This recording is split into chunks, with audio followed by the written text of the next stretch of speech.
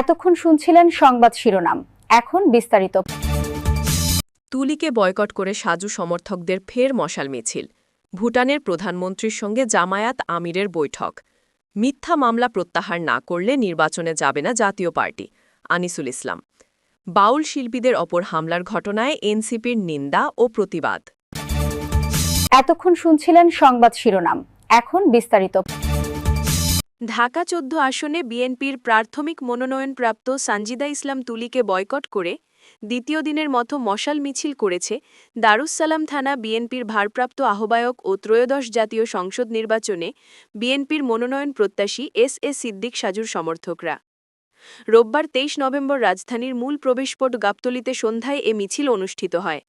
এর আগে ২২ নভেম্বর মিরপুর ১ এলাকায় মশাল মিছিল করে সাজুর সমর্থকরা। তবে প্রথম দিন মশাল মিছিলে তুলির মনোনয়ন বাতিল চেয়ে বক্তব্য দিলেও আজকের মিছিলে তুলিকে বয়কট করেছে মর্মে বক্তব্য দিয়েছে তারা। উল্লেখ্য, গত ২২ নভেম্বর মশাল মিছিলের পর এস এ সিদ্দিক সাজুকে বিএনপি থেকে শোকজ করা হয়। ঢাকায় সফররত ভুটানের প্রধানমন্ত্রী শেরিং টোবগের সঙ্গে সৌজন্য সাক্ষাৎ ও বৈঠক করেছেন বাংলাদেশ জামায়াতে ইসলামীর আমির ড শফিকুর রহমান। রোববার ২৩ নভেম্বর সন্ধ্যায় রাজধানীর শাহবাগের হোটেল ইন্টারকন্টিনেন্টালে এ বৈঠক অনুষ্ঠিত হয়। বৈঠকে জামায়াত আমিরের সঙ্গে উপস্থিত ছিলেন সংগঠনের সেক্রেটারি জেনারেল মিয়া গোলাম পরোয়ার, সহকারী সেক্রেটারি জেনারেল অ্যাডভোকেট এহসানুল মাহবুব জুবায়ের এবং জামায়াত আমিরের পররাষ্ট্র বিষয়ক উপদেষ্টা প্রফেসর ড মাহমুদুল হাসান। মিথ্যা মামলা ও বিদেশযাত্রায় নিষেধাজ্ঞা প্রত্যাহার না হলে জাতীয় পার্টি ত্রয়োদশ জাতীয় সংসদ নির্বাচনে অংশ নেবে না, কমনওয়েলথ মহাসচিবের সঙ্গে বৈঠকে এমন স্পষ্ট অবস্থান জানিয়েছেন জাতীয় পার্টির চেয়ারম্যান ব্যারিস্টার আনিসুল ইসলাম মাহমুদ। রোববার ২৩ নভেম্বর সন্ধ্যায় রাজধানীর হোটেল ইন্টারকন্টিনেন্টালের বাংলাদেশ সফররত কমনওয়েলথ মহাসচিব শার্লি বচোয়ের সঙ্গে জাতীয় পার্টির বৈঠক অনুষ্ঠিত হয়।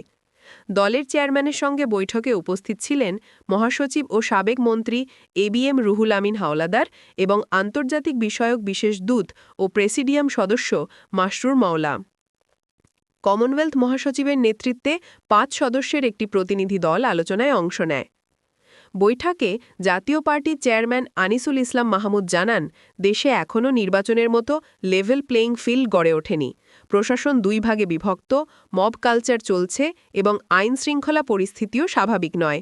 তার ওপর জুলাই আগস্ট মাসে দলটির সিনিয়র নেতাদের বিরুদ্ধে দায়ের করা মিথ্যা মামলা প্রত্যাহার করা হয়নি, পাশাপাশি অসংখ্য নেতার বিদেশ যাত্রায় অযথা নিষেধাজ্ঞা বহাল রয়েছে। বাউল শিল্পী আবুল সরকারকে গ্রেফতারের প্রতিবাদে আয়োজিত মানববন্ধন কর্মসূচিতে হামলা ও ভীতি প্রদর্শনের ঘটনাকে জাতীয় নাগরিক পার্টি এনসিপি ধর্ম ও সম্প্রীতি সেল গভীর উদ্বেগের সাথে লক্ষ্য করেছে এবং দৃঢ়ভাবে নিন্দা জানাচ্ছে। যে মতবিরোধ বা অভিযোগই থাকুক, সহিংসতা, হয়রানি বা আইনহীনতার কোনো বৈধতা নেই।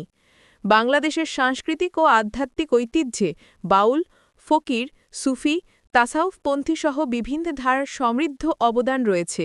এই বৈচিত্র্য রক্ষা করা মানে আমাদের মানবিক রাষ্ট্রচিন্তা ও ঐতিহাসিক সম্প্রীতির ধারাবাহিকতা রক্ষা করা। বাংলাদেশটা সবার, এখানে ভিন্ন মতকে দমন নয়, বরং শোনা ও বোঝার সংস্কৃতি প্রতিষ্ঠা করতে হবে। আপনি যদি আমাদের চ্যানেলে নতুন হয়ে থাকেন, তাহলে চ্যানেলটি সাবস্ক্রাইব করে দিন।